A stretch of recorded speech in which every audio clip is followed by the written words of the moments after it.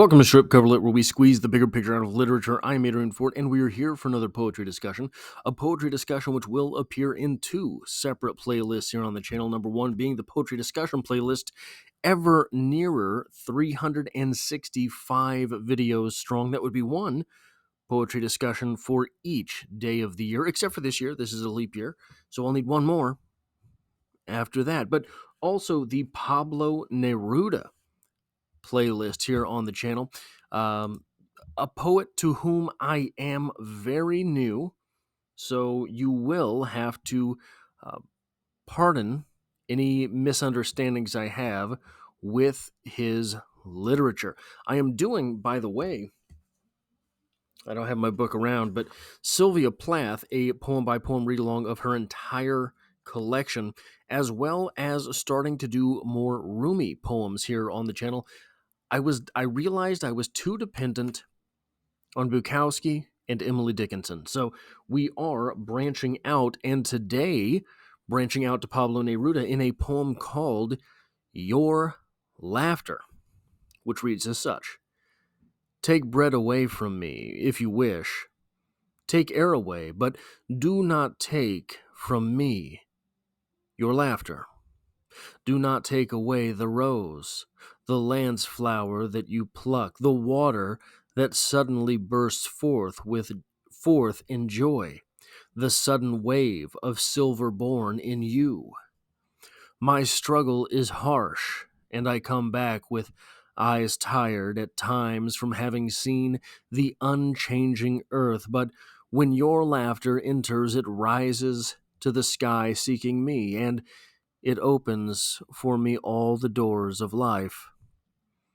My love, in the darkest hour your laughter opens, and if suddenly you see my blood staining the stones of the street, laugh, because your laughter will be for my hands like a fresh sword.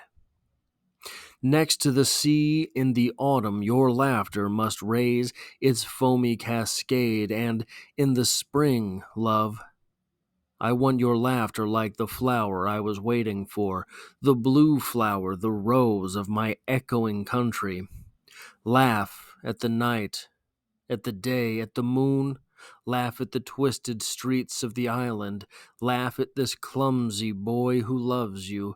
But when I open my eyes and close them, when my steps go, when my steps return, deny me bread, air, light, spring, but never your laughter, for I would die. You know, the thing that is striking me with Neruda, first off, a lot of flow. His poetry flows very well, which is not an easy thing to do, especially in translation. But the interesting thing to me that is striking me about Neruda's poetry is that either A, you are a true believer, you believe in love, you believe in the power of love, all of these sort of squishy Hallmark Isle emotions. I won't say that they're Hallmark poems. I won't quite go that far. But they are squishy Hallmark Isle emotions. So the same way that if, for example, an atheist turns on the radio and it's a Christian rock channel, he's just going to go ahead and turn the radio off. If a Hindu hears the phrase, well, like Muhammad said, the end of that sentence may or may not get listened to. If you are not of the sort of ilk to believe in love, the primacy of love, or even if you do not believe in love poetry, I think that you would be hard pressed for the three poems that I've read from Neruda so far. You would be hard pressed to really stick with that poem. It strikes me that perhaps, and I could be speaking completely out of school here, maybe Billy Collins' favorite poet is Pablo Neruda, because though Billy Collins does nothing well, it appears to me that what he is trying to do in his poetry might be something close to what Pablo Neruda does. So either you are a true believer in love, or B, to be here reading Pablo Neruda poems, you would have to be an experienced reader. So what do I mean by this? So a true believer could come to this poem and love it, right? But an experienced reader is one who says, okay, whether I believe in the mission or not, what I am willing to do is grant the leeway of the reading. I'll buy in. Maybe we'll get there, maybe we won't.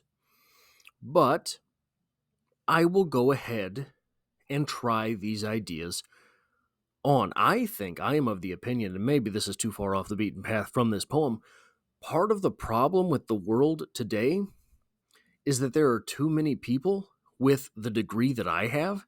I am an English literature major. Too many people with my degree who end up still being functionally illiterate. That is to say, that part of the reason you can't make a joke anymore is that people think that the jokes you're making are endorsing the ideas at play. Part of the reason that people can't take risks with literature, can't take risks with script writing, can't take risks with poetry, are because the people who are reading these things will automatically assume that the author is endorsing what is on the page. That is not the case. Never has it been. One of the prized possessions of literature that seems to be a literary phenomenon, and I don't mean literature with a capital L, I mean writing in general, is irony. It seems, if you dig pretty deep, that irony was gifted to us by the written word. So it is the ultimate irony that these individuals with English literature degrees do not understand irony and its employment.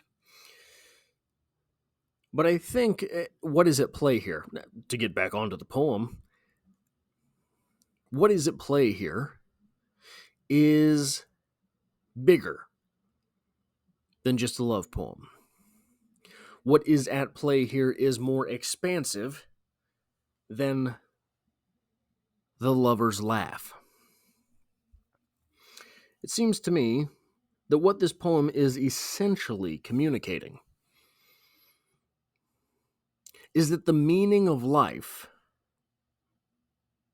the meaning to life, may be ultimately more important than the will, the ability to live.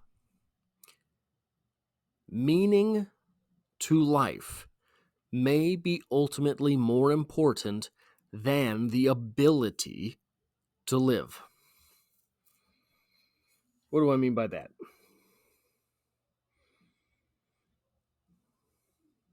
It may only be after finding some sort of meaning to life that this statement even makes sense. Much like it takes a true believer in love to read a love poem and get anything out of it, it may be that it's only once you've had your life changed by something that you find worthy of dedicating your life toward that this sentiment even makes sense. Another way to think about this is that we may go through the day thinking that we've had everything that we needed, but until we have a reason to get out of bed,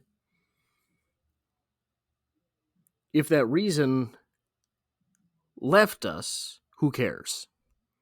Right? I'm getting tongue-tied a little bit. if you don't have the reason, so Nietzsche said, "Give me the why, and I will provide you anyhow." Something like that, something roughly like that.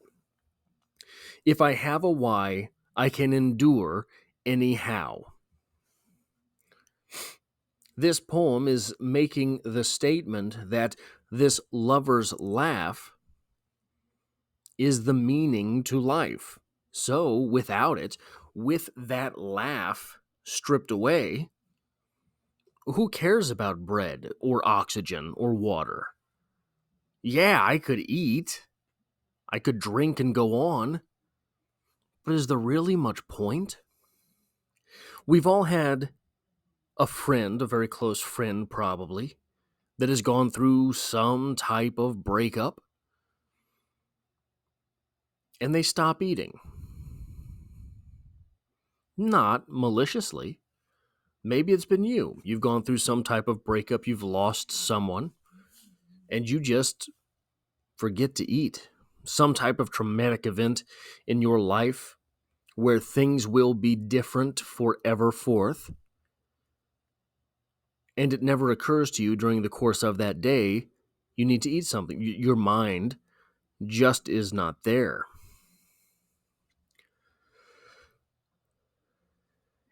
I think in large, so this is kind of like when people have kids a lot of the time, they say that it changes their life and they don't really even know how to quantify how. But once they think about the life they did lead, they almost want to throw up. Kind of. Maybe I'm using too many analogies here. Have you ever been drunk? And I don't mean just like, "Oh, I was drunk." I mean way too drunk and ended up throwing everything up. And by God, you are never drinking Old Crow again. You've been there, right? We've all been there, I think. Probably, right? Yeah, you've been there. At least you know someone who has. Don't judge me. We're here to talk about literature. If you've been in that place, you know that just smelling whatever that liquor was will make you nauseous. That is almost the reaction that people who were leading a less than savory lifestyle have once they have children and they think back, not everyone obviously, but they think back to those days where they would go out gallivanting or whatever you kids call it these days. I don't know. They have this nauseous reaction. Why? Because that child is everything that I need to live. That is the meaning of life, not drinking and skirting about town, not any of that stuff, but this meaning, right? And if I do that drinking and skirting about town, I might not get back to take care of this thing. I do that drinking and skirting around, people get in car accidents. Someone says something stupid at a bar, all of a sudden there's a weapon. Then I leave this thing, this precious good thing, behind? No, thank you. That would be disgusting. This is the same way that people look at whatever this meaning is. For our speaker here, that meaning is the lover's laugh. When I find my lover's laugh, I have everything that I need. So this other life, this just living, this going on being alive, who wants any part of that? If I don't have this precious thing, I don't need any of that. That is what Neruda, am I saying it right even? I don't know. Neruda? Pablo? That is what is being communicated in this poem, at least so far as I can tell, because the love stuff I don't understand. That's all I have for this poetry discussion. If you like or appreciate what it is that I do on the channel, hitting the like button really does help me out, as it tells YouTube to share this video with other literature lovers. And if you find yourself here by chance but not design, consider hitting the subscribe button in order to stick around for more literary discussions in the future, because as always, I hope to have you back for the next one. Probably not a love poem, though. I don't know how much more of this I can do.